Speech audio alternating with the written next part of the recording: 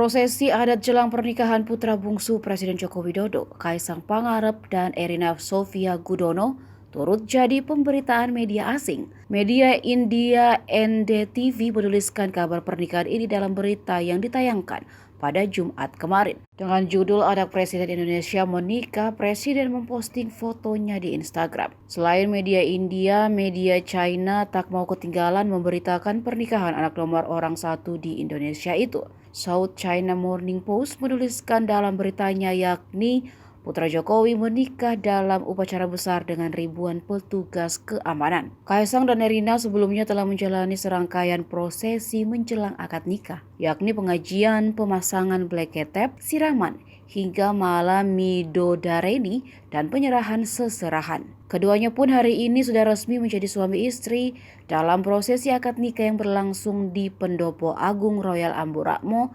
Yogyakarta beberapa jam lalu.